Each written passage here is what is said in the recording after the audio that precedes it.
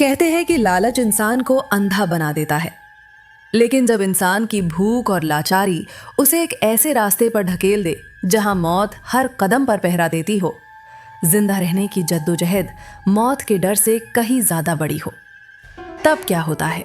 रामदीन हवेली के आंगन में घुटनों के बल बैठकर गोबर और मिट्टी का लेप लगा रहा है। उसके हाथ फटे हुए हैं।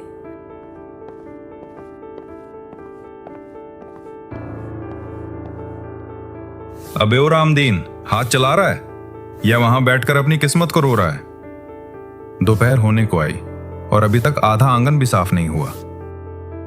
मालिक, सुबह से एक दाना पेट में नहीं गया है, चक्कर आ रहे हैं। अगर थोड़ा सा बासी भात मिल जाता तो। भात चाहिए तुझे? कामचोर कहीं का, मुफ्त का खाने की आदत पड़ गई है। कल जो तूने सूखी लकड़ियां काटी थीं, उनमें से आधी दीमक खाई हुई थीं। उसका नुकसान कौन भरेगा? आज की तेरी दिहाड़ी कट। नहीं मालिक, ऐसा मत कीजिए। घर में चूल्हा नहीं जला है। मेरी पत्नी सीता भी तो आपके यहाँ ही काम करती है। हमारी कुल मिलाकर 50 रुपए दिहाड़ी बनती है। दे दीजिए मालिक। तभी हवेली के भीतर से सीता भागती हुई बाहर आती है। उसके बाल बिखरे हैं और आंखों में आंसू हैं।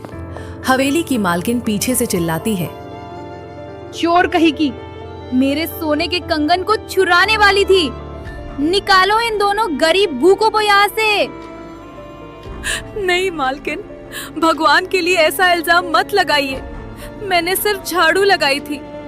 हम गरीब जरूर हैं, लेकिन चोर नहीं। लखन, लाठी निकाल और इन दोनों को धक्के मारकर बाहर निकाल। आज के बाद इस चौखट पर दिखें तो टांगे तोड़ दूंगा। साहूकार के लठैत रामदीन और सीता को बेरहमी से खींचकर हवेली के बाहर कीचड़ में फेंक देते हैं।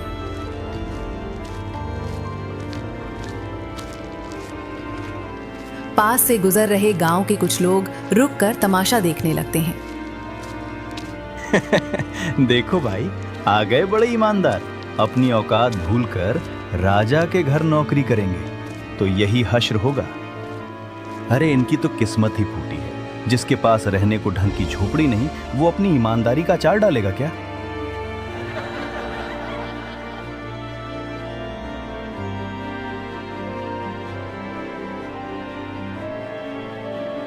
रामदीन का 7 साल का गोलू पुराना फटा कंबल ओढ़े चटाई पर लेटा हुआ है। उसका चेहरा पीला पड़ चुका है और वह जोर जोर से हाँफ रहा है। माँ, बहुत भूख लग रही है माँ। पेट में चूहे कूद रहे हैं। बाबा आए क्या? क्या वो मेरे लिए खाने को कुछ लाए? हाँ बेटा, तुम्हारे बाबा गए हैं ना, वो तुम्हारे लिए मीठा दूध और चावल लेकर आएंगे। तुम बस आंखें बंद करके सो जाओ। माँ, तुम रोज यही कहती हो। कल भी बाबा खाली हाथ आए थे। मुझे बहुत भूख लगी है माँ। मेरी आंखों के सामने अंधेरा छा रहा है। नहीं मेरे बच्चे, ऐसा नहीं बोलते। तू हिम्मत मत हार, माँ है ना तेरे पास।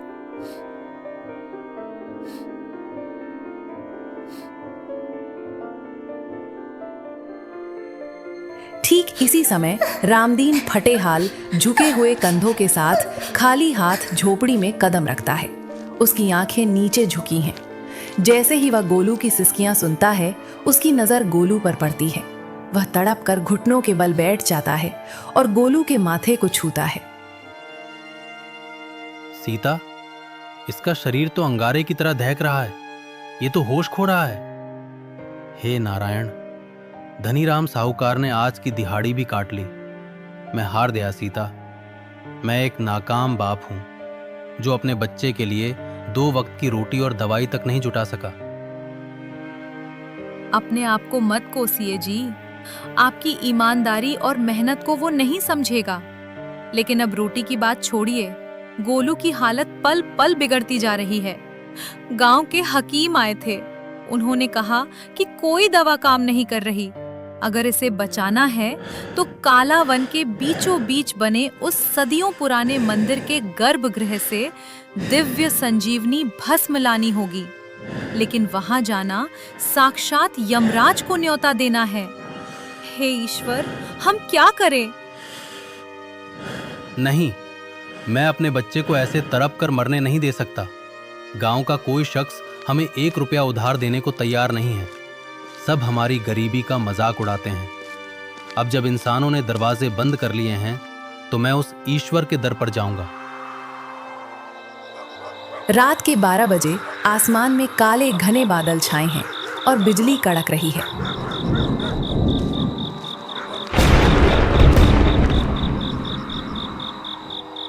रामदीन हाथ में एक पुरानी कुल्हाड़ी और एक मिट्टी की टिमटिमाती दिबड़ी लेकर जंगल जाने को तैयार है। गांव के बुजुर्ग कहते हैं कि उस प्राचीन मंदिर की रक्षा स्वयं वन की रहस्यमयी शक्तियां करती हैं। जो भी वहां गया वो कभी लौटकर नहीं आया, लेकिन मैं वहां अपने बेटे की जिंदगी की भीख मांगने जा रहा हूं। रामदीन जैसे ही जंगल की पहली सीमा के भीतर कदम रखता है, पीछे से हांफती, रोती और पत्थरों से टकराकर गिरती संभलती हुई सीता भागती हुई आती है। नहीं, आप इस काल के मुंह में नहीं जाएंगे। क्या भूल गए कि पिछले साल जो तांत्रिक गया था उसकी सिर्फ हड्डियां मिली थी? मुझे गोलू के साथ साथ अपनी मांग का सिंदूर नहीं खोना। सीता, एक तरफ मौत का जंगल है और दूसरी तरफ मेरे बेटे की निश्चित मौत। मैं एक बाप हूं, कैसे हार मान लूं? हे भोलेनाथ, मेरे सुहाग की रक्षा करना। मैं वहां महादेव का आशीर्वाद लेने जा रहा हूं। तुम घर जाओ और गोलू का ध्यान रखो। अगर आज रात मेरे पति को कुछ हुआ तो मैं इसी जंगल के बाहर अपनी जान दे दूंगी। रामदीन मुड़कर पीछे नहीं देखता और तेजी से घने अंधेरे जंगल के भीतर विलीन हो जाता है।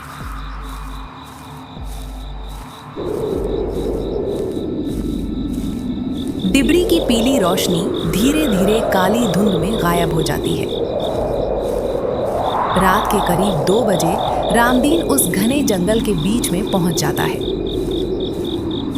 तभी उसे घने पेड़ों के बीच एक पुराना, जर्जर और डरावना मंदिर दिखाई देता है, जिस पर अजीब सी आकृतियां बनी हुई हैं। यही है वो प्राचीन मंदिर। जैसे ही रामदीन मंदिर की सीढ़ियों पर कदम रखता है, हवा में किसी के चलने की आहट सुनाई देती है। Sir sir. मंदिर के भारी पत्थर के दरवाजे अपने आप खुल जाते हैं। रामदीन अपने ऐब गर्भगृह की तरफ बढ़ता है। वहां उसे शिवलिंग के ठीक सामने एक प्राचीन भारी लोहे का संदूक दिखाई देता है, जिसके ऊपर अलौकिक नीली रोशनी चमक रही है। हे प्रभु, मुझे सिर्फ अपने बच्चे के लिए भस्म चाहिए।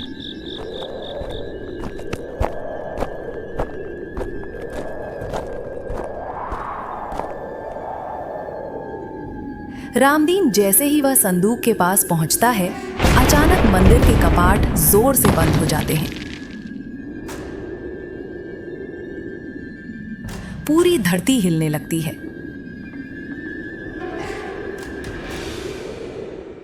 शिवलिंग के पीछे एक परछाई सामने आती है और हवा में एक भयंकर गूंजती हुई आवाज आती है।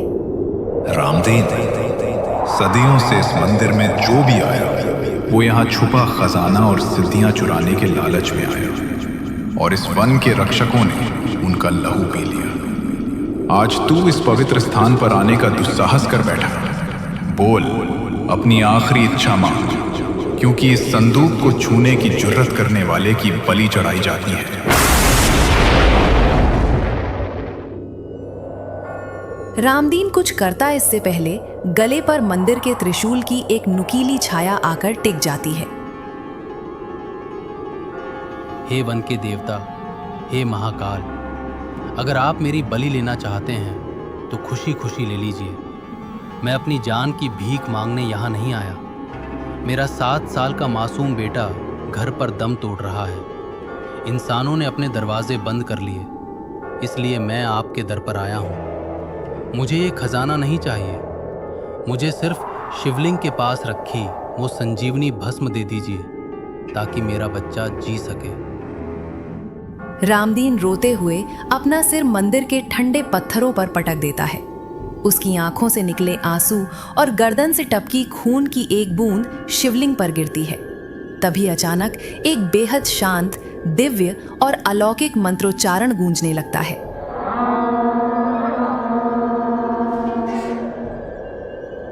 उठो रामदीन, उठो। सदियों बाद इस मंदिर को एक ऐसी आत्मा मिली है जिसमें रत्ती भर भी लालच नहीं है। यहां आने वाले तांत्रिक और पापी सोने चांदी के मोह में अंधे थे, लेकिन तुम अपने बच्चे की ममता में अपनी जान की बाजी लगाए। तुम्हारी निस्वार्थ भक्ति और ईमानदारी ने इस वन के रक्षकों को झुका दिया है।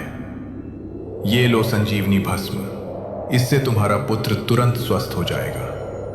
और इस संदूक में रखे ये सोने के सिक्के तुम्हारी ईमानदारी का पुरस्कार है।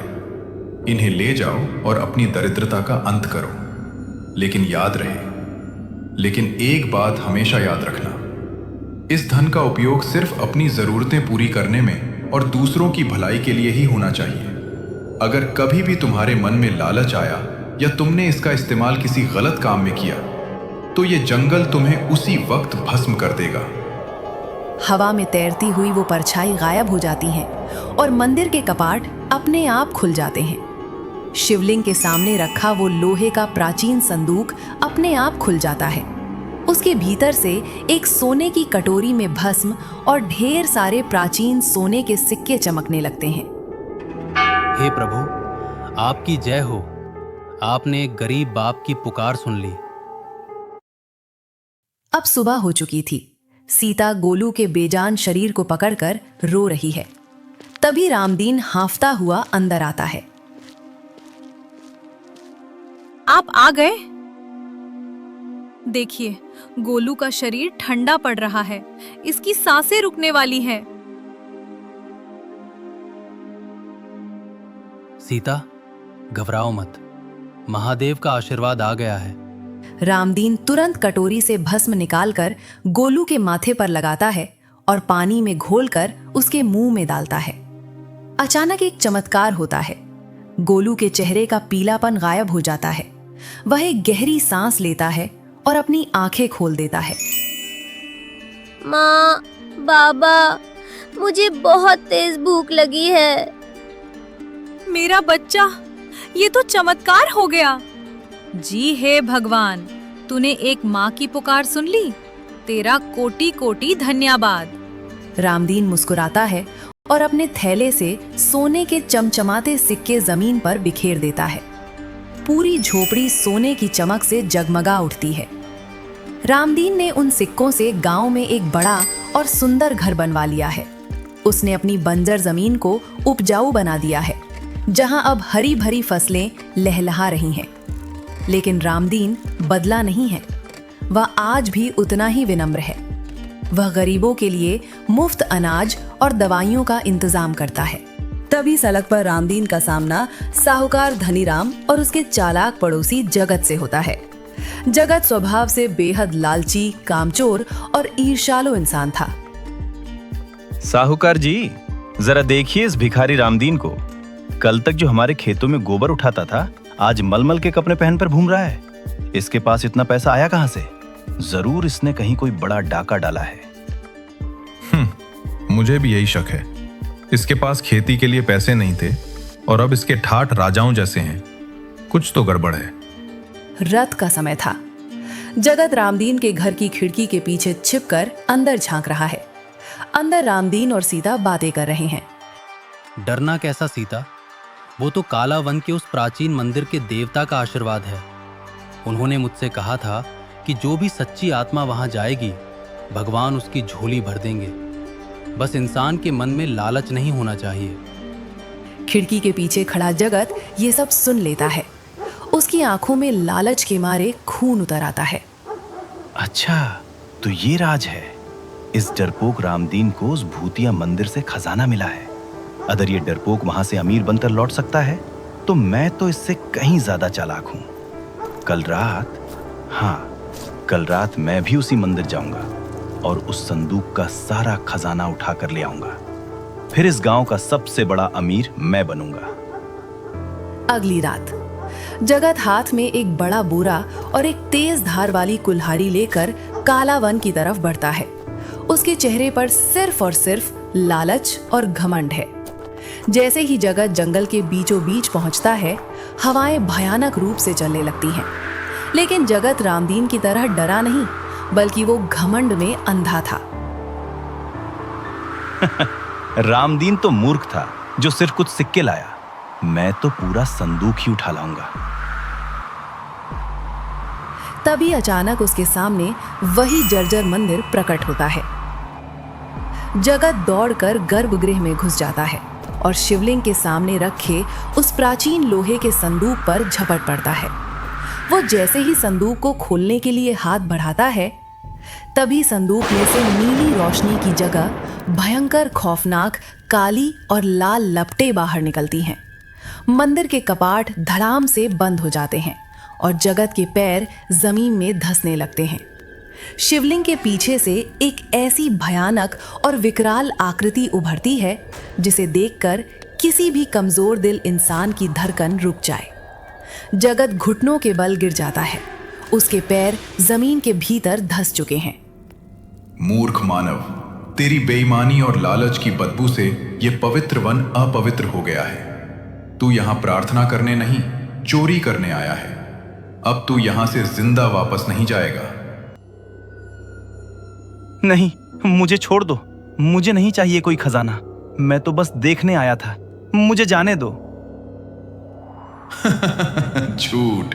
तेरी आंखों का लालच और तेरे दिल का पाप मेरे सामने साफ छलक रहा है पापी।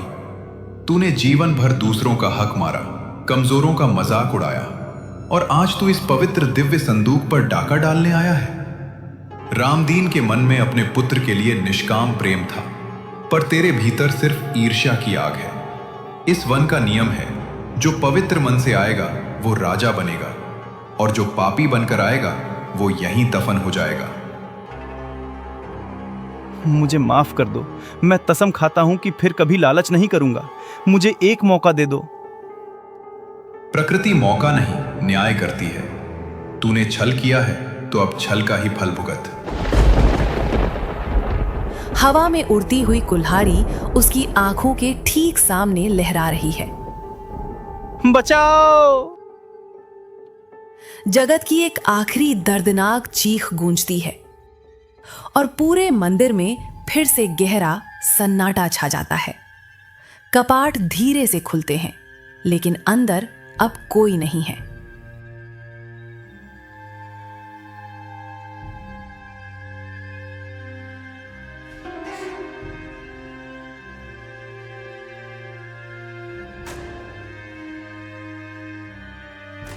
गांव में हलचल मची है।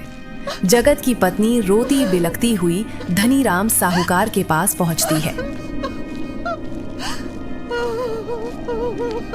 साहूकार जी, मेरे पति कल रात से गायब हैं। वो कह रहे थे कि वो रातों रात अमीर बनने का कोई रास्ता ढूंढ चुके हैं और काला वन की तरफ गए थे, लेकिन अब तक नहीं लौटे। काला वन गए थे? अरे देखो, वो आ रहा है रामदीन। कल ही मैंने जगत को रामदीन के घर के आसपास मंडराते देखा था। जरूर इस रामदीन ने ही जगत को कोई लालच देकर उस मौत के जंगल में धकेला है, ताकि गांव में कोई इसका मुकाबला न कर सके। हाँ साहूकार जी, जब से रामदीन अमीर हुआ है, इसके तेवर बदल गए हैं। इसके पास इतना पैसा आया कहां से? जरूर इसमें कोई काला जादू या अपराध छिपा है। गांव के लोग भी इकट्ठा हो जाते हैं। रामदीन के घर की तरफ बढ़ता है। रामदीन अपनी पत्नी सीता और बेटे गोलू के साथ आंगन में बैठा है। तभी धनीराम और गांव वाले लाठी डंडे लेकर वहां धमकते हैं। ओ रामदीन, बाहर निकल पापी। तूने हमारे सीधे साधे जगत को कहां छुपाया है? सच सच बता, नहीं तो आज तेरा ये नया मकान ढा देंगे।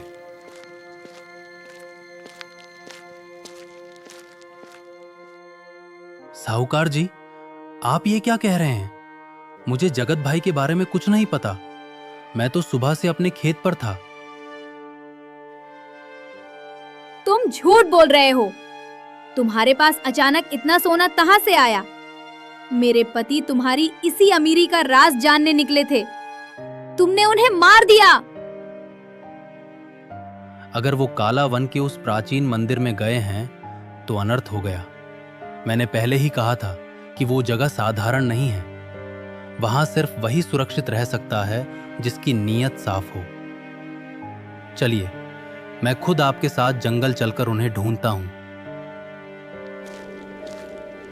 धनीराम, रामदीन और गांव के कुछ रसूखदार लोग मशाले लेकर जंगल में प्रवेश करते हैं। शाम के धुंधलके में जंगल बेहद डरावना लग रहा है। अजीब सी आवाजें आ रही हैं।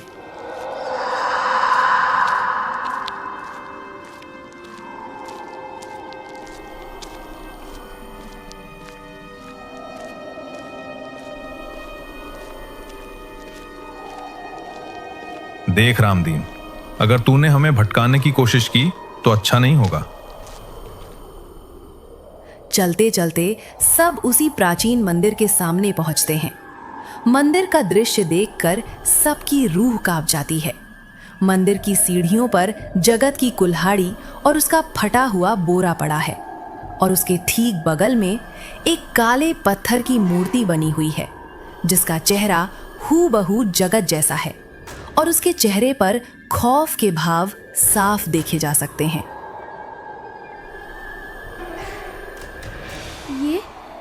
ये तो मेरे पति की कुल्हाड़ी है। और ये मूर्ति, हे भगवान, ये क्या है? तभी मंदिर के भीतर से वही गूंजती हुई दिव्य आवाज आती है। गांव वालों, अपनी आंखों से प्रकृति का न्याय देखो। रामदीन यहां अपने मरते हुए बेटे की सांसें मांगने आया था, इसलिए उसे जीवन और समृद्धि का वरदान मिला। लेकिन जगत यहां ईर्ष्या, नफरत और चोरी की नीयत से आया था। उसने इस पवित्र वन की शक्तियों का अपमान किया, इसलिए वो हमेशा के लिए पत्थर बन चुका है। धनीराम और गांव वाले डर के मारे घुटनों के बल गिर जाते हैं। मशालें कांपने लगती हैं। धनीराम थर थर कांपने लगता है और रामदीन के पैर पकड़ लेता है। रामदीन, मुझे माफ कर दे भाई। मैंने तुझ पर अत्याचार किए, तेरी गरीबी का मजाक उड़ाया। मुझे बचा ले, इस जंगल की शक्ति से मुझे बचा ले।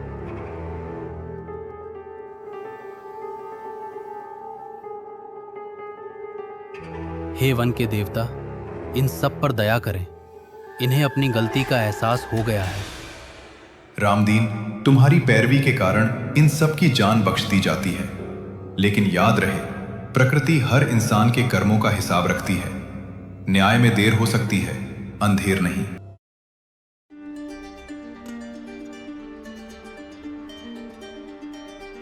गांव के लोग अब समझ चुके थे कि ईमानदारी ही सबसे बड़ा धन है। धनीराम ने अपना घमंड छोड़ दिया और गरीबों को सताना बंद कर दिया। रामदीन गांव का मुखिया बन गया, लेकिन उसका स्वभाव पहले जैसा ही सरल रहा। जगत की पत्नी को रामदीन ने अपने घर में आश्रय दिया और उसके भरण पोषण की जिम्मेदारी उठाई। तो दोस्तों, जंगल का रहस्य सिर्फ एक कहानी नहीं, बल्कि जिंदगी का वो सच है जो हमें सिखाता है कि हमारे कर्म ही हमारा भाग्य तय करते हैं। अगर दिल में ईमानदारी और नीयत साफ हो तो विपरीत परिस्थितियों में भी ईश्वर कोई न कोई चमत्कार कर ही देता है।